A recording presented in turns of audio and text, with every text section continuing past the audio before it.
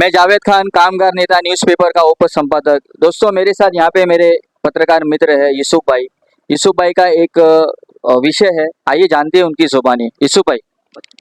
जी जावेद भाई, एक विषय ऐसा है कि महानगर पालिका में भ्रष्टाचार तो बहुत होते हैं।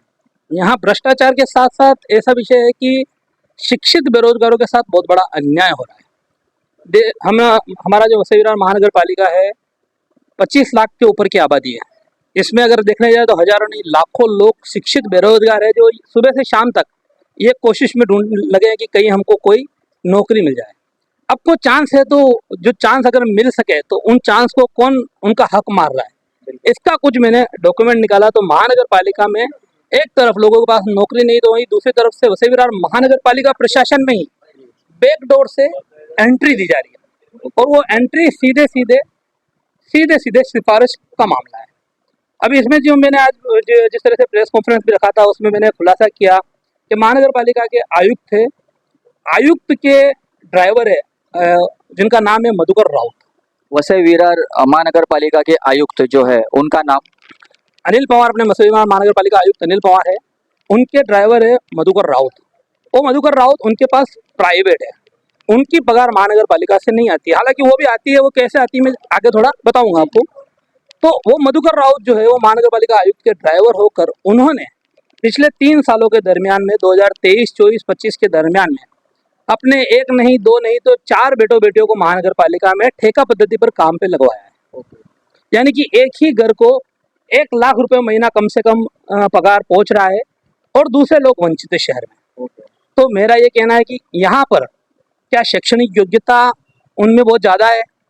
तो ऐसा भी नहीं है। उन्होंने जो मांगनी किया, उनके 4 बेटे, उनका नाम बताओ तो पहला है जितेन मधुकर राउत, लड़की है मानसी मधुकर राउत। जितेन मधुकर राउत ये ड्राइवर है, मानसी मधुकर राउत ये लिपिक टंक लेखक है, और श्रीमती अपर्णा मधुकर राउत उर्फ अपर्णा जयदेव वेती, शादी के बाद का नाम इनका जयदेव वेती, ये सिपाही है, और षष्ठी सतीश वेती ये भी सिपाही है। ऐसे कुल 4 बेटे इनको महानगर पालिका में इन्होंने नौकरी दिलवाई है। अब ठेका पद्धति है, जैसा मैंने आगे कहा कि बैकडोर है। तो अगर इनको इनकी योग्यता के आधार पर नौकरी मिली होती तो जो महानगर पालिका टिप्पणी भेजती है उसमें 20 लोगों का नाम है और नौकरी सिर्फ 2 को दी गई। अच्छा, तो यानी कि योग्यता तो कहीं पे यहाँ मायने नहीं कर रही, यहाँ सिर्फ सिफारिश माने। और एक अपने देश में पहले से कहा जाता है कि मंत्री से ज़्यादा उसके संतरी की चलती है। तो यहाँ आयुक्त के ड्राइवर है, वो अपना काम नहीं निकलवाएगा तो कौन निकलवाएगा? जैसे कि हम जान सकते हैं कि आज हमारे यहाँ इतनी बेरोजगारी है और लोगों को नौकरी नहीं मिल रही है, और महानगर पालिका के अनिल पवार साहब जो है अपने ड्राइवर के घर के 4-4 लोगों को जो है ये काम पे रखते हैं, तो बड़ी शर्म की बात है। यूसुफ भाई, अपने चैनल के माध्यम से और आपके पास क्या क्या डिटेल्स है जो आपने आरटीआई के द्वारा जो निकाला है, आप डिटेल तो पब जनता जानना चाहती है। डिटेल यही है कि इनका मुझे मालूम पड़ा था, इनके नाम तो मैंने नाम के साथ में आरटीआई फाइल किया था कि इनको कब नौकरी में लिया गया है, क्या प्रोसीजर है। तो सबसे पहले नौकरी में अगर किसी को लिया जाए सरकारी नौकरी में, तो उसके लिए एक वैकेंसी निकलनी चाहिए। तो वैकेंसी कोई निकली नहीं है। अब वैकेंसी निकलने के लिए अगर सरल सेवा से अगर परमानेंट लेते तो वैकेंसी, यहाँ परमानेंट नहीं है, ठेका पद्धति है।